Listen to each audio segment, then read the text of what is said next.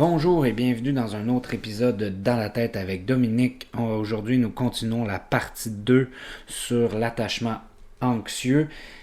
Les informations sont prises dans le livre Guérir l'attachement anxieux et la dépendance affective en 5 étapes.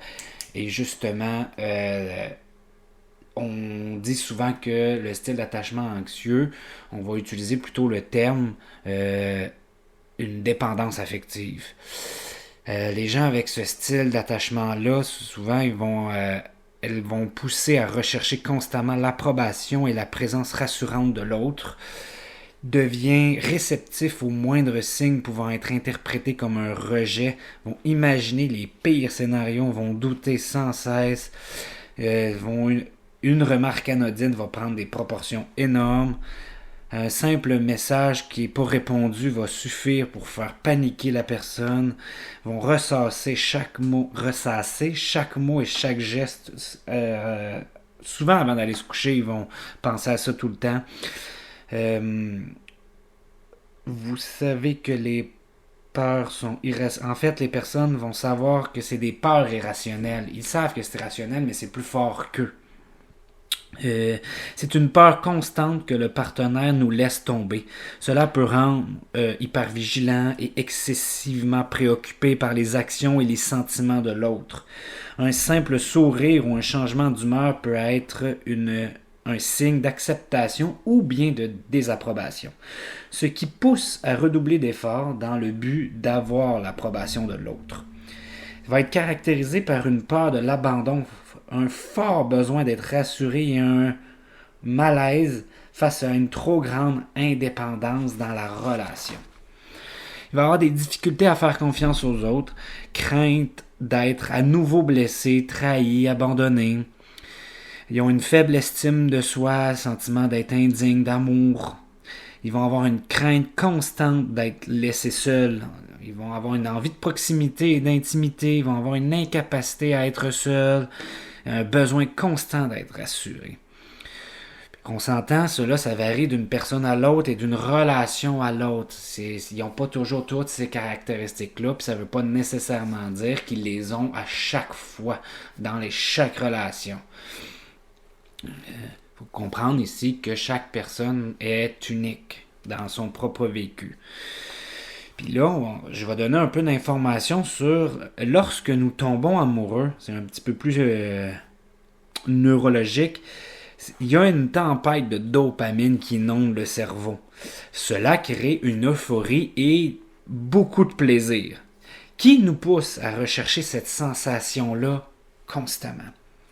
On va faire aussi une comparaison avec un arbre, avec des racines instables, qui, à chaque coup de vent, vont chercher un ancrage. Fait que les personnes avec un attachement anxieux vont pousser, vont grandir, vont se développer, mais de manière un peu instable. Ce qui fait que dès qu'il va y avoir un petit coup de vent, un petit conflit ou une mésentente ou une interprétation erronée, une pensée qui n'est pas bonne, la personne va chercher à soit contrôler, soit se rassurer, soit chercher un appui. Souvent, la personne va dire oui aux demandes des autres parce que cela va créer une récompense par le sourire, un compliment ou un signe d'affection. Ce qui fait que nous continuons à dire oui. Quand on reçoit un signe d'approbation, un compliment ou tout, ça crée de la dopamine, donc on en veut plus encore. Dire non, ça va créer la peur du rejet, d'une confrontation ou d'une conséquence négative, ce qu'on veut pas vivre habituellement. Ce qui mène des fois la personne à faire des sacrifices de nos propres besoins et des limites, de nos propres limites, pour maintenir une connexion. Ici, j'entends souvent dans les échanges pour que les gens veulent rencontrer, ils veulent une vraie connexion, ils veulent quelque chose de profond. Mais souvent, qu'on appelle la connexion, c'est un peu plate à dire, mais c'est le shoot de dopamine qu'on a dans le cerveau pendant les dates ou les rencontres qu'on a ou la lune de miel de la relation. C'est qu'au début, on a beaucoup de dopamine, ce qui nous pousse à créer, à reproduire justement ce moment-là. L'affaire, c'est que la connexion qui est créée par la surabondance de dopamine, ben à un moment donné, c'est normal que ça diminue dans le temps, dans le temps de la relation. Dans une relation durable, il est normal que la dopamine diminue, ce qui fait que dans les faits, on devrait la remplacer par... en fait, elle est remplacée par l'oxytocine, qui est beaucoup plus de l'amour travaillé. Là où on va mettre de l'effort, là où on va mettre des activités, des moments à travailler la relation, justement. Ce qui va être normal de douter des fois, mais pas de douter de manière excessive. La peur de l'abandon pousse à des comportements excessifs, de la jalousie, de la surveillance et de la réassurance. Cela est une tentative de contrôler une situation incertaine, la disponibilité émotionnelle et physique de l'autre. Ça peut créer des comportements de reproche, des accusations, des crises de colère. Également, la personne a une sensibilité extrême aux critiques, aux remarques désobligeantes ou aux signes d'indifférence de la part de l'autre, mais aussi aux blagues puis au sarcasme. Des fois, ça peut faire ça. Ça peut faire des demandes répétées de preuves d'amour, des questions incessantes sur les sentiments de l'autre, une recherche constante de compliments et de validation. Une insistance pour obtenir des réponses immédiates. Les personnes au style d'attachement anxieuse peuvent paraître collantes, contrôlantes, agressives. Elles peuvent se retirer de leur partenaire parce qu'elles se sentent mal à l'aise d'exprimer des émotions, craignant la réaction ou le jugement de l'autre. Elles peuvent même éviter l'intimité. Ils vont avoir une tolérance au comportement malsain, c'est-à-dire, en d'autres mots, souvent, c'est ce qu'on va dire une relation toxique. Ils vont tolérer des comportements qui ne sont pas tolérables habituellement. Je ne donnerai pas des exemples, on est tous un peu capables de s'en imaginer. D'où cela peut venir, le style d'attachement anxieux? On en a déjà parlé dans la partie 1. On va continuer un peu à donner un peu d'informations, mais pas trop, puisque dans la partie 1, on en a quand même pas mal donné. Ça peut venir de parents qui étaient absents ou négligents physiquement ou émotionnellement. C'était des parents qui n'étaient pas disponibles pour répondre aux besoins de l'enfant adolescent. Ça peut venir de parents qui étaient trop protecteurs ou envahissants, ne laissant pas la liberté de se développer, que la personnalité se développe, que la personne puisse être pleinement elle-même. Ça peut être aussi des parents qui utilisent l'amour comme une façon pour manipuler l'autre parent ou pour manipuler en fait l'enfant lui-même. Il y a aussi les traumatismes relationnels, donc ici on va abuser, ça va être tous les abus de tout genre, là. Ça peut être des pertes, des séparations précoces des parents ou la mort, mais ça peut aussi, ici c'est comme si ça venait dans le début des relations, mais on sait très bien que ce n'est pas que les parents, ça vient aussi après ça des autres adultes autour de l'enfant adolescent. Et par la suite, il y a les amis aussi, puis il y a les autres relations amoureuses qui vont construire les styles d'attachement. Oui, il y a les parents en premier lieu, mais après ça, il y a tout le reste qui vont soit influencer vers un style d'attachement anxieux, sécure ou évitant, ou un autre là, que c'était qui était le désorganisé qu'on parlera pas tant là. Mais on peut aussi développer, je le dis souvent, je le répète en fait, le style d'attachement anxieux évitant ou évitant anxieux, où on a un peu les deux à la fois, dépendamment des circonstances. Les mécanismes psychologiques, dans le fond ici on parle des schémas relationnels, qui se manifestent par des attentes irréalistes, des perceptions déformées des autres et des réactions exagérées aux événements relationnels. Ça peut être aussi que de voir absolument tout de manière négative. En fait, la personne recherche inconsciemment des relations qui vont confirmer ses croyances. Elle peut être attirée aussi par des partenaires qui sont inaccessibles émotionnellement ou qui reproduisent le schéma de rejet ou d'abandon. Cela va confirmer qu'elle se sent indigne d'amour. Ils vont aussi surinterpréter, ils vont s'auto-dévaloriser et idéaliser la relation aussi. Puis on verra un peu plus tard, en fait, justement, les schémas relationnels où que je vais les décrire un peu, puis où on va aussi savoir un peu comment transformer ça. Là, on va rentrer dans travailler pour devenir plus sécure. Puis on s'entend, ça sera pas si différent de tout ce qu'on a déjà vu ou tout ce que vous avez déjà vu, lu, entendu ou si vous avez déjà fait des thérapies. Ça va être sensiblement toutes des choses qu'on a tous déjà vues. En premier lieu, il va avoir apaisé le mental et les émotions. Ça va être des techniques d'ancrage, les respirations, l'observation et le détachement des pensées, la visualisation, l'écriture. On va être dans l'acceptation et l'accueil des émotions. On va utiliser la pleine conscience, la méditation. On peut aussi utiliser ce qu'on appelle la restructuration cognitive ou le changement de discours interne. Il va y avoir il y a comme stratégie la tolérance à l'incertitude qu'on développe avec le temps. Il y a tous des outils pour ça que je n'explique pas nécessairement dans les podcasts puis que je ne veux pas, que j'irai pas en détail là-dedans. On peut les lire un peu partout. On tape sur Internet, ça nous dit tout comment faire. Sinon, il y a plein de livres qui le disent. J'ai déjà écouté d'autres podcasts où ils en parlent beaucoup. Mais le principe étant, on peut le faire par soi-même, mais des fois, quand on le fait par soi-même, ça se peut qu'on n'aille pas jusqu'au bout, ça se peut qu'on le fasse à moitié, puis des fois, on n'est comme pas tant encouragé de le faire.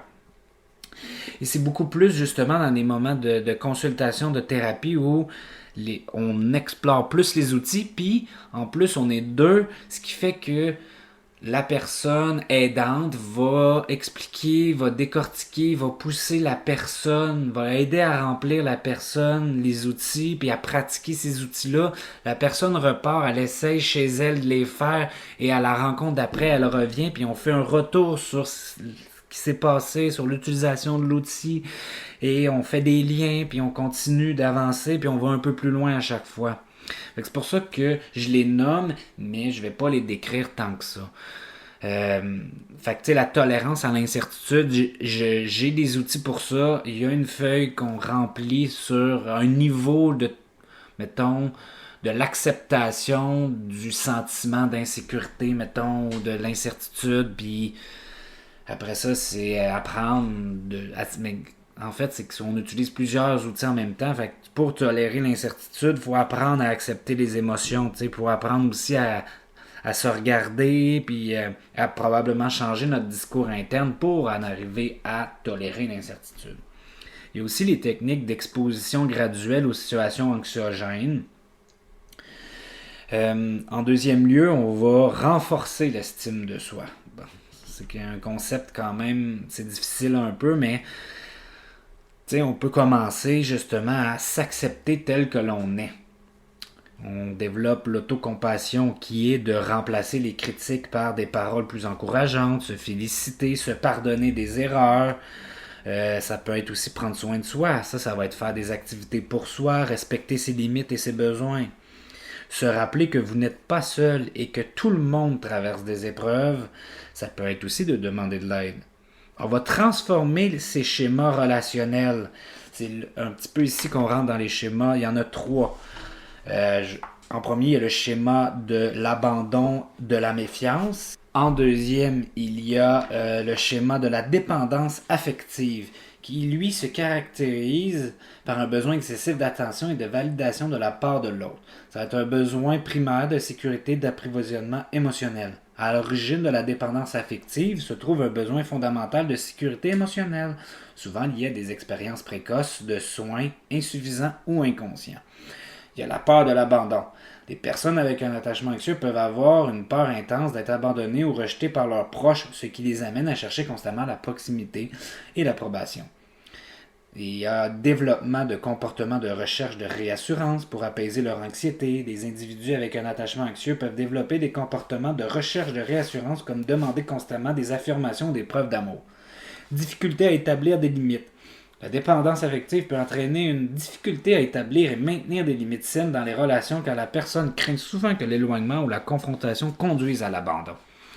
Une auto-validation excessive. Pour compenser le manque perçu d'amour et de soutien, la personne peut devenir excessivement dépendante de la validation externe. Les cycles de satisfaction et d'insatisfaction. Ce schéma de dépendance affective crée un cycle où la personne peut se sentir temporairement satisfaite lorsqu'elle reçoit l'attention ou l'affection qu'elle recherche, mais cette satisfaction est souvent de courte durée, conduisant à une insatisfaction continue. Impact sur le bien-être émotionnel peut avoir un impact significatif sur le bien-être de la personne, entraînant une anxiété accrue, une faible estime de soi et des difficultés à maintenir des relations saines et équilibrées.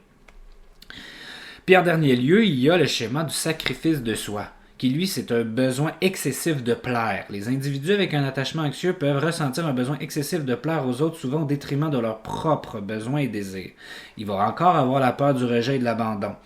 Il va avoir une difficulté ici à dire non. La difficulté à établir des limites et à dire non peut résulter de la peur de la perte d'amour ou l'approbation des autres. Une priorisation des autres avant soi-même. Il y a aussi l'auto-abandon émotionnel, qui, lui, c'est la personne ignore ses propres sentiments et besoins pour se concentrer exclusivement sur ceux des autres. Puis, il va y avoir aussi la recherche et la réassurance constante. Un cycle de satisfaction temporaire et d'insatisfaction continue. Et ça va avoir un impact sur l'estime de soi, bien entendu. Il va y avoir ici aussi, pour s'aider un peu, c'est pratiquer l'affirmation de soi. Pour ça, il faut être capable d'identifier ses besoins et limites. Pratiquer une communication respectueuse sans accusation en utilisant le je. Identifier votre... Alors, c'est aussi identifier le ton de voix qu'on a, parce que des fois, on peut dire des choses, mais on a un ton de voix qui peut être passif, il peut être agressif, arrogant, etc. Des fois, on peut dire bien des choses, ils sont respectueuses dans les mots utilisés, ils sont clairs, ils sont directs, mais le ton de voix peut paraître comme si on était au-dessus de l'autre. J'ai déjà entendu ça où la personne nommait son besoin et ses limites de manière claire, mais le ton de voix était un petit peu hautain, ce qui faisait que l'autre finalement disait je me sens comme une merde quand tu me parles, tu sais. Pas nécessairement à moi, là, ce que je veux dire, mais c'était qu'elle nommait qu'elle se sentait dévalorisée, qu'elle se sentait comme un ton de marde, qu'elle se sentait conne. Et pourtant, les mots étaient bien dits. C'est juste qu'il faut aussi être capable de regarder notre ton de voix, mais notre non-verbal, notre attitude aussi. Puis il va y avoir aussi, et c'est important de pratiquer l'écoute active. Parce que les gens, des fois, on a tendance à écouter de manière à faire en sorte où on veut répondre, où on veut se protéger, où on veut chercher à faire comprendre à l'autre ou à réassurer l'autre ou toute autre chose, mais souvent on prépare un peu notre réponse d'avance ou on est très impulsif dans notre réponse.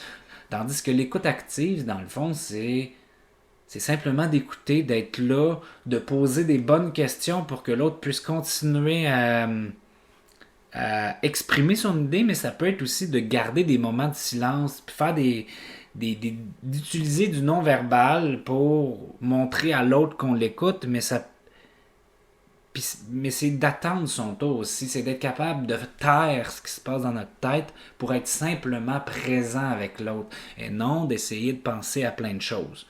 Ce qui fait qu'on a besoin d'apprendre à connaître nos besoins, nos limites, mais aussi à identifier nos émotions puis à être capable de communiquer nos besoins, nos limites, nos pensées, nos émotions. Et il peut y avoir aussi apprendre la résolution de problèmes. Ça, c'est identifier le problème, et faire une liste de solutions à deux. Pas juste moi je fais mes solutions, toi tu fais les tiennes. Il faut aussi les comparer ensemble et d'en trouver une ensemble.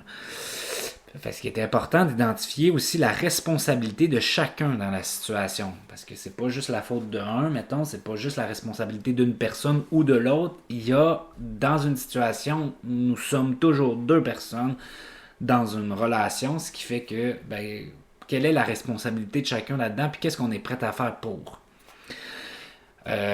inévitablement, il va y avoir le respecter ses limites et celles des autres. Il va y avoir aussi ce qui est très difficile pour beaucoup, mais on l'a vu aussi dans le style attachement évitant, c'est très difficile d'accepter sa vulnérabilité dans la relation avec l'autre. Ça, c'est accepter que nous ne pouvons pas tout contrôler et que nous pouvons être blessés par l'autre. Il faut accepter qu'on va être blessé par l'autre. Ça arrive, puis c'est pas nécessairement méchant ou volontaire toujours. Chacun est pris dans ses propres souffrances, ses propres schémas, sa propre vie. Fait que c'est quand même difficile et c'est énorme de vouloir partager ce qu'on porte avec l'autre. Donc, on en arrive à oser à partager ses émotions aussi. Il va y avoir des exercices pour développer la confiance. Parce que pour pouvoir être capable de communiquer, il faut avoir un peu aussi de la confiance. On va tenir un journal de gratitude, on va faire de la pleine conscience, on va fixer des limites qui sont saines, communiquer ses pensées, ses émotions et ses besoins de manière claire, directe et respectueuse. On va aussi s'engager dans des activités qui renforcent la confiance, le sport, des groupes de soutien, des thérapies, etc., la méditation, le yoga, peu importe. Ça peut être plein de choses. Il va y avoir accepter l'incertitude dans la relation. Ça aussi, c'est difficile. Ça va être un lâcher-prise sur le contrôle et la certitude. Parce que les relations ont une part d'incertitude et d'imprévisibilité. Pour être capable de faire ça, il faut quand même avoir une pas pire idée, une pas pire connaissance de soi, puis une pas pire confiance en soi aussi. Le contrôle devient une stratégie inconsciente pour éviter la douleur émotionnelle associée à la perte. Mais le contrôle peut être une défense contre l'anxiété et la vulnérabilité émotionnelle. Ce qui fait que dans le fond, c'est un évitement de ses propres émotions. C'est pour ça qu'on va faire un petit lâcher-prise là-dessus. Ce qui est quand même pas pire important d'apprendre à lâcher prise, parce que souvent, vouloir contrôler et éviter ses propres émotions, on rentre dans une espèce de cercle vicieux où on veut absolument tout contrôler, puis des fois on n'y arrive pas, puis là on fixe sur le résultat que c'est supposé donner, et là ça nous rend encore plus anxieux, puis on va encore plus contrôler. C'est pour ça que le lâcher-prise est quelque chose de difficile à faire, mais qui est important. Mais dans le lâcher-prise, c'est d'avoir une connaissance de soi, d'être capable de s'observer, mais d'être capable d'accepter de se laisser traverser par les émotions, mais aussi ce qui se passe de vivre une perte de relation. C'est difficile, c'est lourd, ça fait mal. Mais c'est quelque chose qui arrive, puis c'est d'accepter cette situation, même si ça fait mal, t'sais. Même si c'est lourd. Ça nous amène à accepter c'est d'accepter ce que l'on ne peut pas contrôler, t'sais. C'est de reconnaître que chaque individu est unique à ses propres pensées, ses propres émotions et ses propres choix. On va apprendre à cultiver la patience et la tolérance. Ce qui fait qu'on va faire des concessions. Puis faire des concessions, c'est pas tout donner à l'autre, mais des fois on peut être rigide, ou des fois on va tout donner à l'autre. Mais justement, faire des concessions, c'est plutôt trouver l'équilibre entre ses besoins et celui de l'autre. Fait qu'il faut quand même connaître ses propres besoins, mais il faut aussi être capable de les partager pour que l'autre soit capable aussi de les connaître et de les partager pour qu'on en trouve un équilibre à deux là-dedans. On va accepter le processus plutôt que le résultat. On va apprendre à attendre. Ça ne veut pas dire non plus ne rien faire toujours. Ça veut juste dire apprendre des fois que on ne peut pas avoir des réponses instantanées. On ne peut pas tout avoir tout de suite et maintenant. Des fois, c'est là que le lâcher-prise arrive. Des fois, ne rien faire peut être une bonne idée. Des fois, ça peut être justement d'être patient. Puis on peut obtenir des choses. Puis souvent, si on est dans une relation de style attachement évitant anxieux, ben l'anxieux qui veut quelque chose immédiatement, puis que l'évitant a besoin de prendre du temps, ben apprendre à attendre peut être beaucoup plus enrichissant pour les deux, parce que la personne anxieuse va apprendre à se sécuriser elle-même dans tout ça, et la personne évitante ne va pas se refermer immédiatement dès qu'elle va sentir une pression de l'autre. Puis là, ça va nous amener à retrouver son autonomie affective. Ça va être justement de poser ses limites de façon saine. Ça va être de communiquer. Ça va être savoir dire non avec bienveillance. Ça va être respecter ses propres besoins. Ce qui va nous amener ensuite à se reconstruire en dehors de la relation. Je fais une petite parenthèse. J'ai dit ce qui va nous amener ensuite. Mais en fait, ce qui est important à retenir ici, c'est que c'est pas à travailler en ordre de priorité dans tout ça. C'est un peu tout à faire en même temps. On peut se donner quelques objectifs. Mettons, on peut se nommer un objectif par jour ou par semaine. Euh, mais c'est pas genre je travaille la communication dans les 6 prochains mois, mais je travaille pas le reste. Ça va être inefficace. Ce qui est difficile ici, c'est qu'on va saupoudrer notre énergie dans un peu tout à la fois. On va faire chacune de ces étapes-là, mais en même temps, pas une après l'autre. C'est pour ça que je change le. Ça va nous amener à ça, à. Il y a ça à faire aussi. On était rendu à se reconstruire en dehors de la relation. Ce qui est quelque chose de quand même très important ici. Ça va être de développer ses passions personnelles.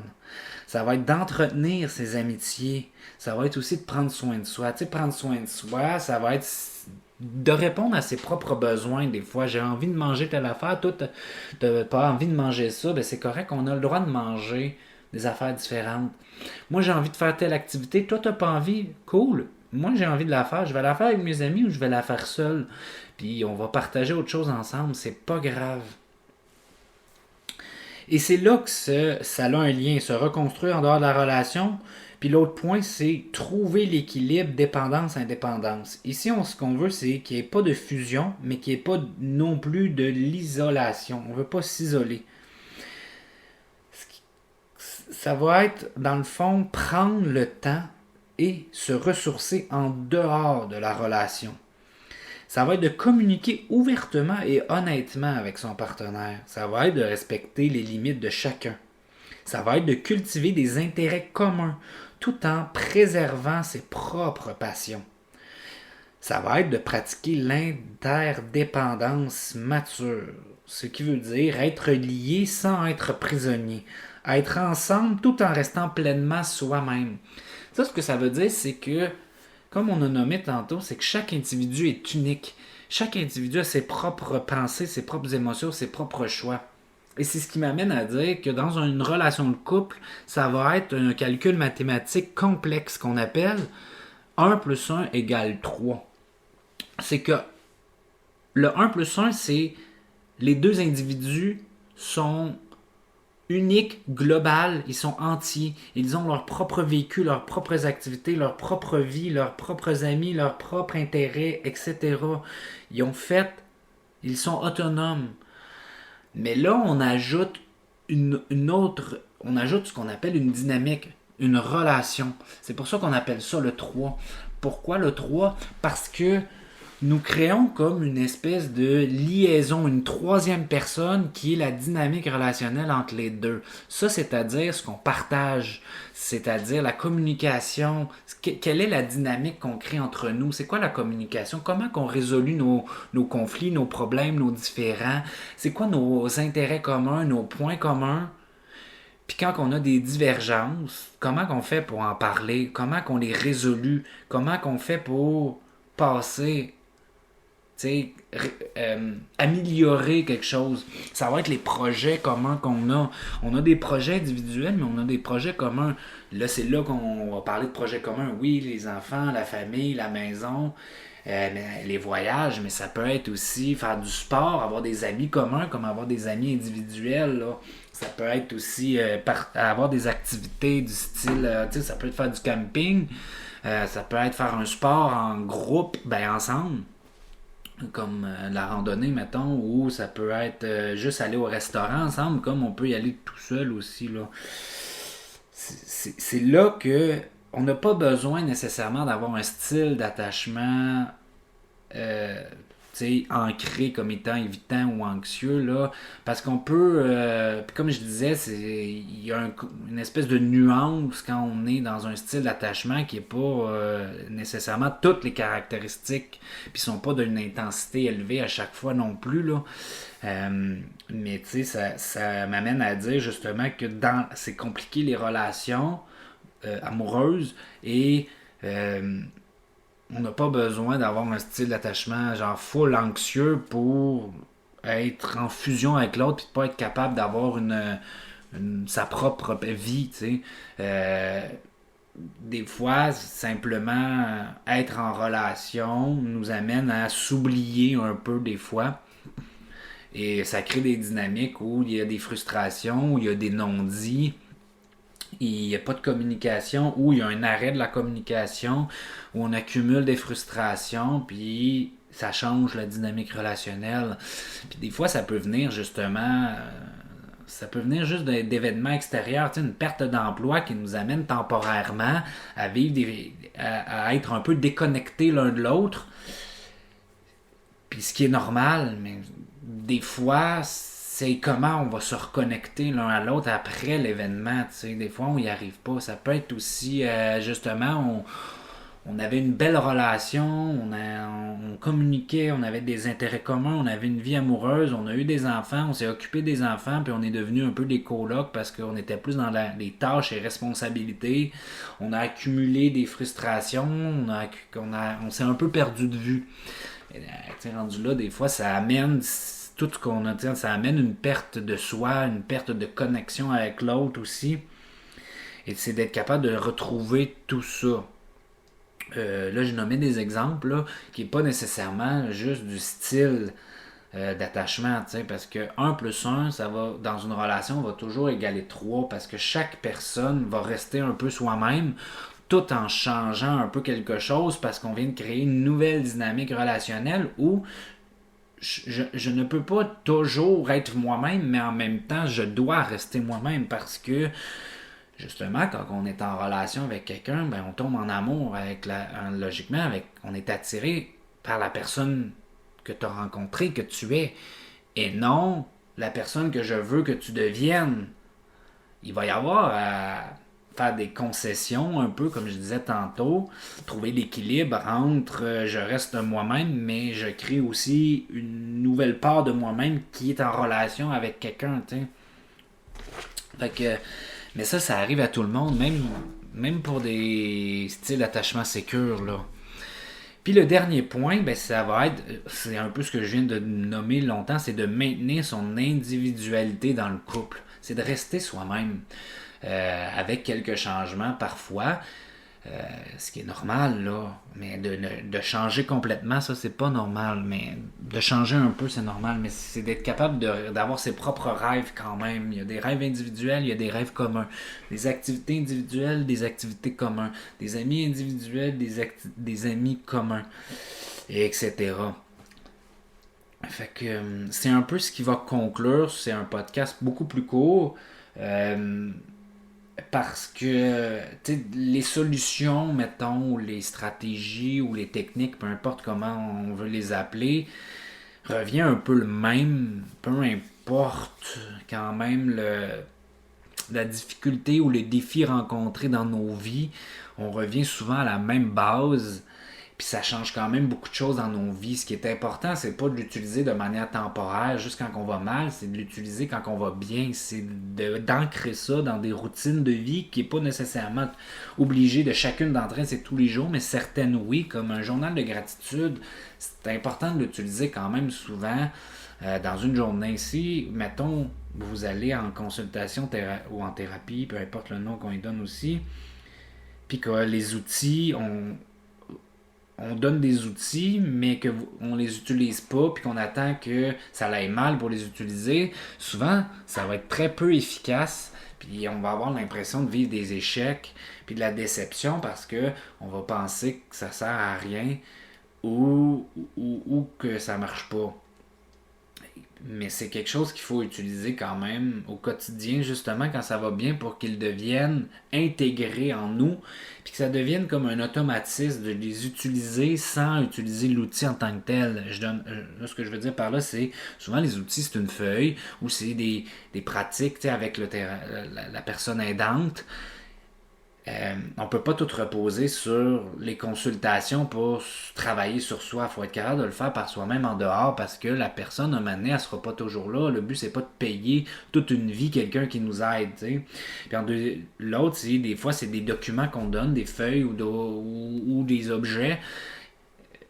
Au début, on les utilise, mais à un moment donné, ça devient intégré. On n'a plus besoin d'avoir la feuille pour utiliser l'outil parce qu'on l'a pratiqué souvent, elle est intégrée.